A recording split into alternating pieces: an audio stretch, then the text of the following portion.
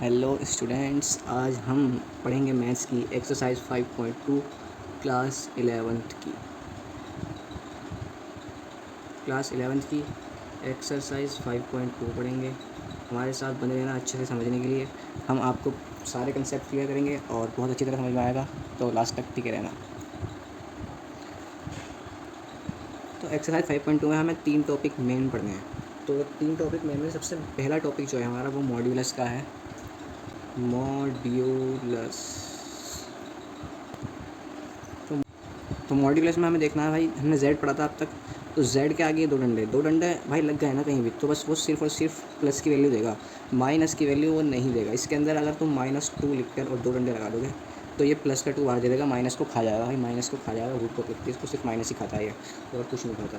Modulus में यही होता है। तो मॉड्यूलस निकालने का अपने पास एक फॉर्मूला आएगा कॉम्प्लेक्स नंबर्स के लिए। वो फॉर्मूला होता है √x² + y²।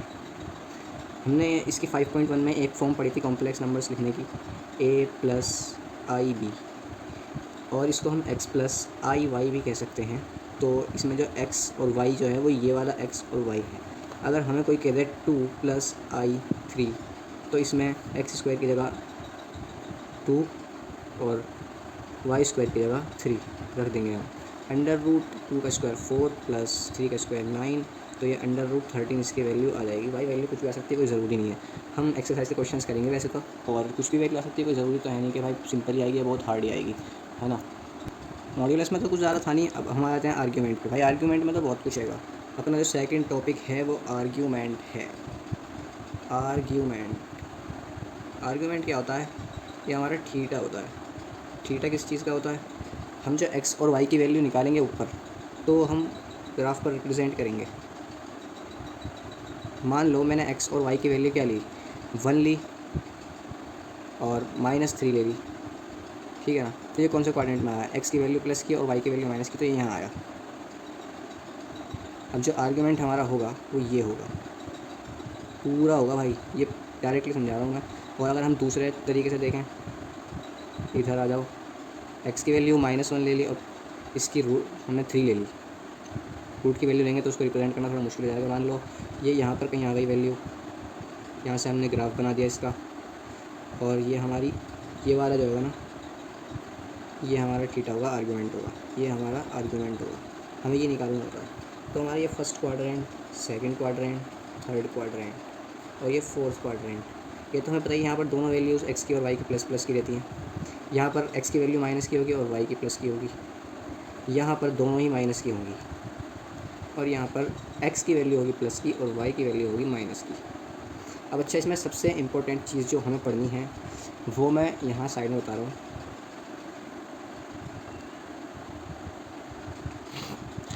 यहाँ पर जो थीटा होगा वो बराबर होगा अल्फ़ा के। अल्फ़ा क्या है वो भी बताऊँगा अभी। यहाँ पर जो थीटा होगा वो बराबर होगा पाई माइनस अल्फ़ा के। यहाँ पर जो थीटा होगा वो बराबर होगा माइनस पाई माइनस अल्फ़ा के, और यहाँ पर जो थीटा होगा वो बराबर होगा माइनस अल्फ़ा के। तो हमने देख लिया भाई क्या क्या होगा। तो आर्ग्यूमेंट निकालने के लिए हमें सबसे पहले क्या करना है, वो सब तो बात की बात है भाई, ग्राफ को रिप्रेजेंट करना। सबसे पहले क्या करना है, सबसे पहले आर्ग्यूमेंट निकालने के लिए हमें tan अल्फ़ा की वैल्यू निकालनी है। tan अल्फ़ा की वैल्यू भी हमें कैसे निकालनी है, y/x का मॉड्यूलस। भाई ये दो डंडे ज़रूर खींचने हैं।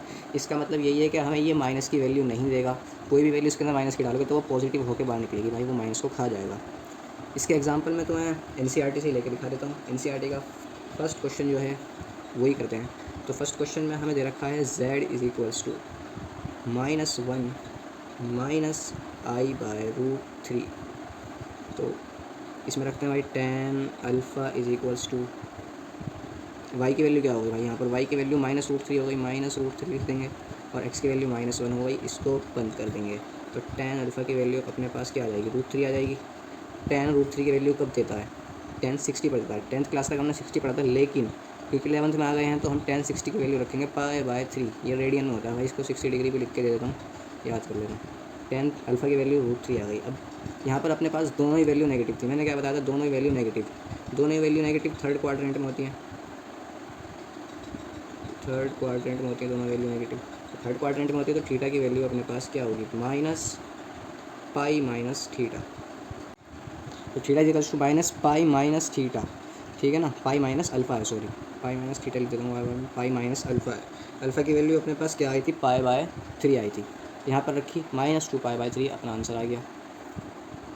अब इस एक्सरसाइज में एक चीज़ और रहेगी हमारे पास, पोलर फॉर्म। मैंने कहा था ना 3 चीज़ें आएंगी, पहली तो मॉड्यूलस हो गई, और दूसरी हो गई भाई आर्ग्यूमेंट, और तीसरी है पोलर फॉर्म। कुछ नहीं है भाई पोलर फॉर्म, मैं बता रहा हूँ क्या है पोलर फॉर्म। हमने अब तक जो फॉर्म लिखी थी एक्सरसाइज 5.1 तक, वो a+ib की थी, लेकिन अब जो हम इसको लिखेंगे साइन थीटा और कॉस थीटा की टर्म में लिखेंगे। तो इसको साइन थीटा कॉस टर्म की टर्म में लिखने के लिए अपने पास एक फॉर्मूला होता है पोलर फॉर्म का, वो ये होता है r ब्रैकेट में कॉस थीटा, थीटा अपना आर्ग्यूमेंट होगा, थीटा जो होगा वो आर्ग्यूमेंट होगा जो हम ऊपर से निकालेंगे मॉड्यूलस से या जैसे भी करके निकालेंगे, प्लस आई साइन थीटा, ठीक है। ये ए की जगह मान लो कॉस थीटा है और बी की जगह ये है, और आर जो है, अब आर क्या होता है मैं तुम्हें धीरे धीरे करके बताऊंगा, सारी चीज़ें देखनी है भाई हमें। तो आर अपना बराबर होता है मॉड्यूलस के, ठीक है ना। तो मॉड्यूलस किसके बराबर होता है, √x² प्लस y²। तो सीधी सी बात है, हमें मॉड्यूलस निकालने या आर निकालने, बात एक ही है। तो मॉड्यूलस जो भी निकलेगा उसको यहाँ रखना है, और ब्रैकेट में थीटा की जगह अपने को अल्फ़ा की जो हमारी ऊपर से वैल्यू आई थी थीटा की वो रखनी है, -2 पाई बाय 3 या जो भी दी गई होगी हमें वो रख के अपना पोलर फॉर्म निकाल लेनी है इसकी। हमें सिर्फ पोलर फॉर्म निकालनी है, इसके आगे सॉल्व वॉल्व कुछ नहीं करना, बस इस टर्म में निकाल के और छोड़ देना है, इसके आगे हमें नहीं करना। लगभग बेसिक्स तो क्लियर हो ही गए, अब जो थोड़े बहुत बचेंगे वो मैं बताता रहूँगा साथ के साथ। तो क्वेश्चन नंबर 1 करेंगे सीधा हम NCERT का क्वेश्चन नंबर 1 करेंगे हम। तो NCERT का क्वेश्चन नंबर 1 जैसे मैंने पहले भी लिखा था, दोबारा लिख देता हूँ, कोई बात नहीं। -1 -i√3, इसमें हमें क्वेश्चन में बोला गया कि मॉड्यूलस और आर्ग्यूमेंट्स निकालने हैं। तो मॉड्यूलस निकालेंगे सबसे पहले।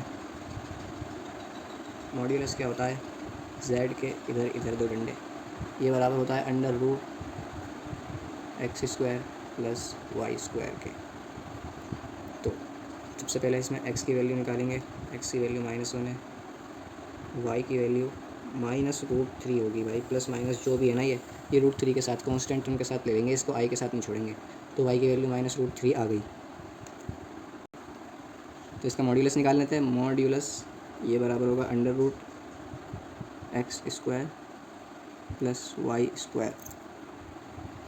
तो x की और y की वैल्यू पुट कर देते हैं इसके अंदर। x की वैल्यू अपनी -1, इसका होल स्क्वायर, प्लस y की वैल्यू -√3 का स्क्वायर। 1 का स्क्वायर चाहे कुछ ही कर लो, 1 ही आएगा, और √3 का स्क्वायर माइनस से माइनस के स्क्वायर करेंगे तो प्लस हो जाएगा, और √3 का स्क्वायर 3 आ जाएगा। तो √4 आ गई वैल्यू हमारी, और √4 का मतलब हमें पता है 2 होता है। तो मॉड्यूलस तो अपना 2 आ गया। हमें निकालना है अब आर्ग्यूमेंट यानी कि थीटा। और आर्ग्यूमेंट की मैंने बताई थी कि आर्ग्यूमेंट निकालने के लिए सबसे पहले निकालना है tan α = y/x का मॉड्यूलस, ठीक है। तो tan α = y की वैल्यू क्या थी, माइनस का √3 अपॉन -1, इस पर डंडे खींच दिए, ये माइनस की वैल्यू खा जाएगा तो ये √3 आ जाएगा। tan की वैल्यू √3 होती है भाई 60 पे, यानी कि π/3। तो ये रेडियन में हमारा π/3, तो रेडियन में हमारा π/3 आंसर आ गया। और हमें बस इतना ही निकालना था वैसे तो अभी हमारा आर्गूमेंट पूरा निकला नहीं है। मैंने तुम्हें क्या बताया था कि थीटा थर्ड क्वाड्रेंट में -π - के बराबर होता है। तो यहाँ -π ये दोबारा कर रहा हूँ क्वेश्चन में, तो ये हो जाएगा हमारा -2π/3 आंसर। अब आ जाओ क्वेश्चन नंबर 2 पर। क्वेश्चन नंबर 2 हमें दे रखा है z = -√3 प्लस i। सबसे पहले x की वैल्यू -√3, अब भाई i के साथ कुछ नहीं है तो 1 तो है ही ना, तो y = 1 आ गया। तो मॉड्यूलस निकालने के लिए अपने पास फॉर्मूला था √x² प्लस y²। x की वैल्यू रखो और y की वैल्यू रखो और आंसर है सीधा -√3 का होल स्क्वायर प्लस 1 का होल स्क्वायर। भाई यही है, डिजिट को आगे पीछे कर दिया, उसमें y की वैल्यू √3 थी, इसमें x की वैल्यू √3 है, बाकी आंसर तो वही आएगा ना इसका भी। 3 + 1 = √4। √4 बराबर होता है हमारा 2 के। तो z यानी कि मॉड्यूलस जो हमारा आया है वो 2 आ गया, ठीक है ना भाई, 2 आंसर। अब जो हमारे क्वेश्चन नंबर 3 से लेकर क्वेश्चन नंबर 8 तक के क्वेश्चन हैं वो पोलर फॉर्म वाले हैं। पोलर फॉर्म में हमें सब चीज़ की जरूरत पड़ेगी, मॉड्यूलस भी निकालेंगे हम और आर्गूमेंट भी निकालेंगे और फिर पोलर फॉर्म भी निकालेंगे। तो भाई तीनों चीज़ें निकालनी है तो क्वेश्चन बड़ा ही होगा, सीधी सी बात है। तो चलो फिर शुरू करते हैं। और तीसरा क्वेश्चन हमारा 1 माइनस आयोटा, इसको आयोटा कहते हैं ना। आयोटा की वैल्यू तो सबको पता ही होगी, आयोटा बराबर अंडर रूट -1 के होता है, ये तो भाई सबको पता ही होगा, तब भी बता रहा हूँ। तो इसमें हमने पोलर फॉर्म की वैल्यू सबसे पहले तो ये बताओ क्या पड़ी थी, ये थी ना कॉस थीटा प्लस आई साइन थीटा। आर हमारा मॉड्यूलस के बराबर था, यानी कि मॉड्यूलस भी निकालना है, और आर्गूमेंट में यहाँ चाहिए तो आर्गूमेंट भी निकालना है, और फिर पोलर फॉर्म की उसमें रखना है। तो मॉड्यूलस निकाल लेते हैं भाई, इसको आर की फॉर्म में निकाल लेते हैं, या 9 CBSE वाले नंबर भी काट देते हैं। x² प्लस y², तो यानी कि क्या आएगा 1 का स्क्वायर प्लस -1 का स्क्वायर, अंडर रूट 2 आ जाएगा भाई, अंडर रूट 2 आ जाएगा आंसर। तो हमारा z यानी कि मॉड्यूलस यानी कि r जो आया है वो अंडर रूट 2 आया है। अभी पोलर फॉर्म में से हमारा सिर्फ और सिर्फ r निकला है, अभी थीटा निकालना है, तो थीटा भी निकाल लेते हैं। थीटा निकालने के लिए सबसे पहले हमें क्या करना है भाई, थीटा निकालने के लिए हमें सबसे पहले जो करना है वो है tan अल्फ़ा की वैल्यू। tan अल्फ़ा बराबर होगा y/x, और ये माइनस को काटने वाली चीज़। तो tan अल्फ़ा y की वैल्यू अपने पास -1 थी और x की 1 थी, तो tan अल्फ़ा हमारा हो गया 1। tan अल्फ़ा की वैल्यू, tan की वैल्यू 1 कब होती है, π/4 पर, यानी कि 45 डिग्री पर। 45 डिग्री पर tan अल्फ़ा की वैल्यू π/4 होती है। अब हमने जो देखा था इसमें x की वैल्यू जो थी 1 थी और y की वैल्यू -1 थी, यानी कि x की प्लस और y की माइनस। तो ये थर्ड क्वाड्रेंट में आ रहा है हमारा, यहाँ पर लिख लेते हैं z is in third quadrant.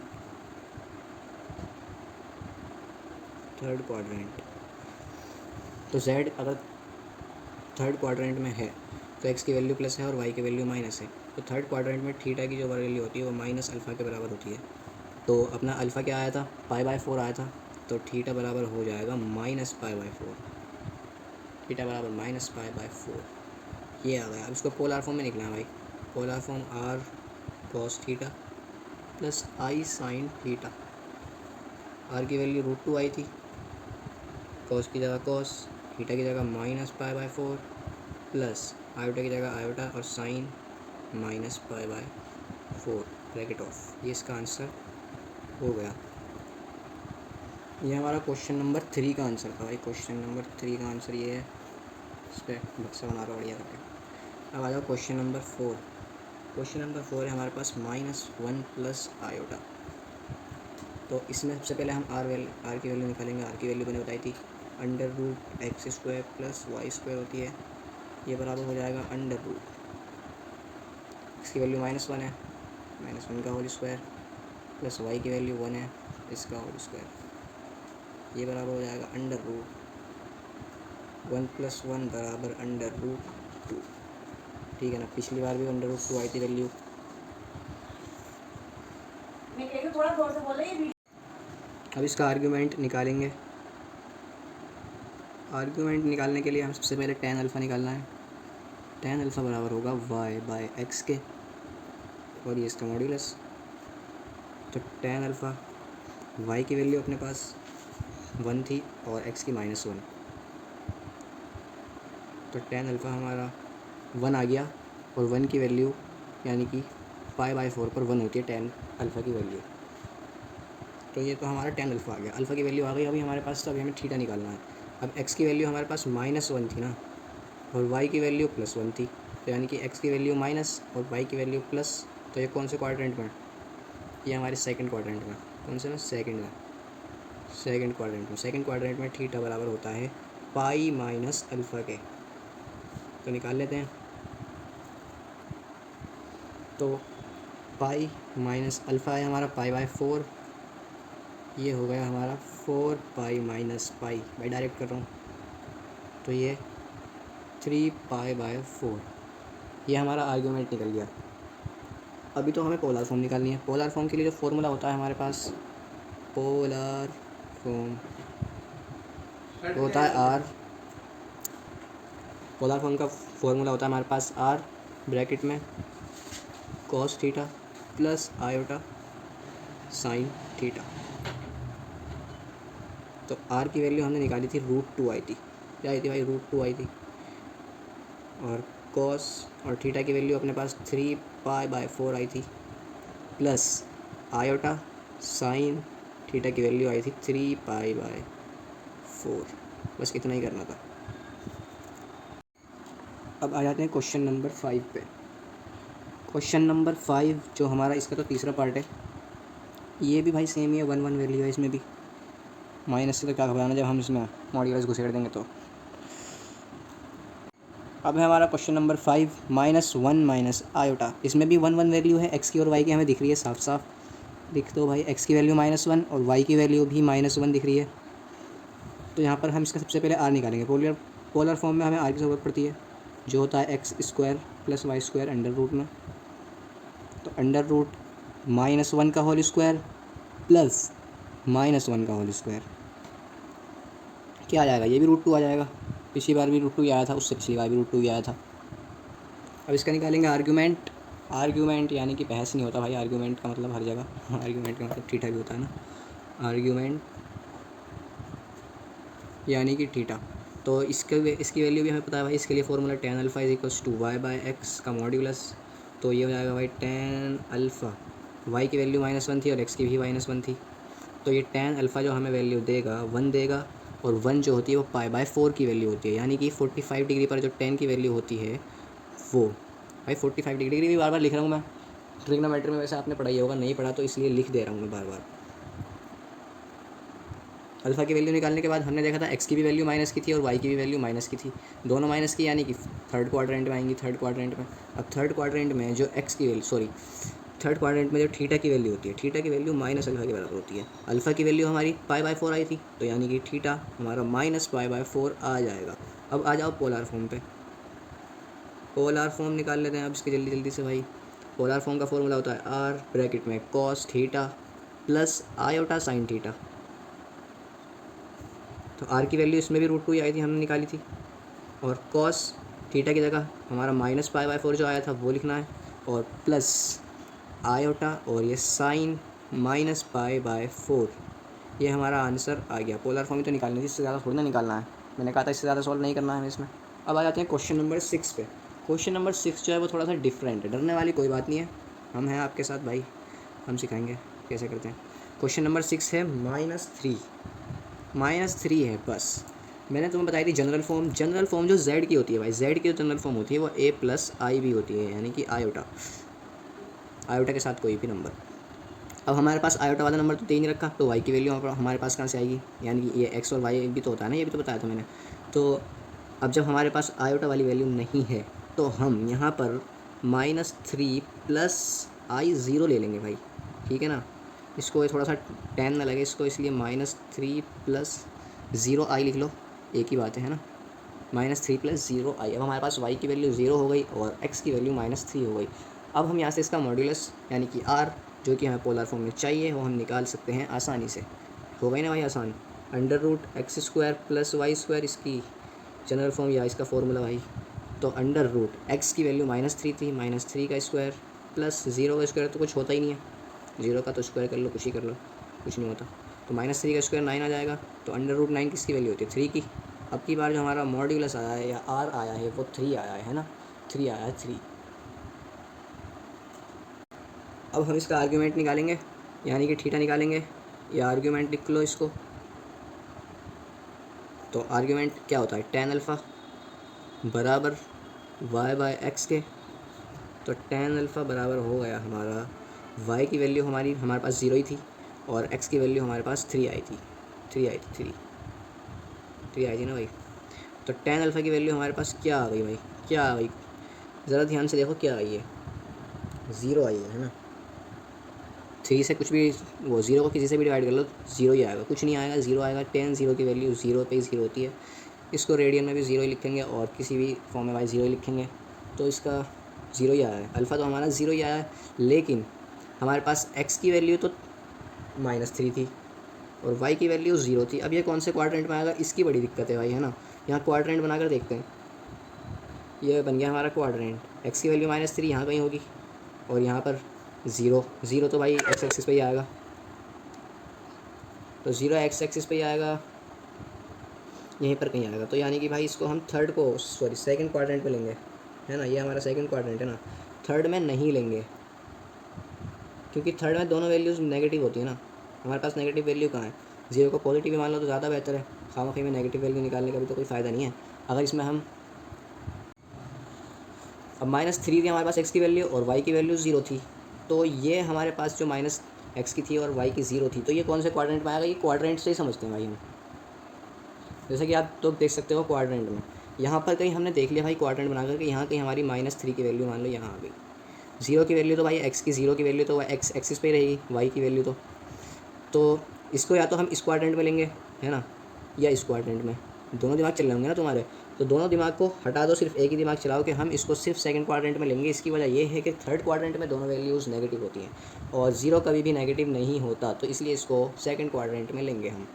तो इसको सेकंड क्वाड्रेंट में लेंगे, तो यहाँ पर हमारी जो थीटा की वैल्यू होती है वो पाई माइनस अल्फ़ा होती है ना, लिख देते हैं यहाँ पर theta is equals to pi minus alpha, alpha तो ज़ीरो था, तो पाई माइनस ज़ीरो तो कुछ भी नहीं होगा भाई, पाई माइनस ज़ीरो तो अपना पाई ही आ जाएगा, कुछ भी नहीं माइनस नहीं करेंगे तो हमारा थीटा तो पाई आ गया। और जब थीटा पाई आ गया तो इसको पोलर फॉर्म की फॉर्म में लिख देते हैं हम।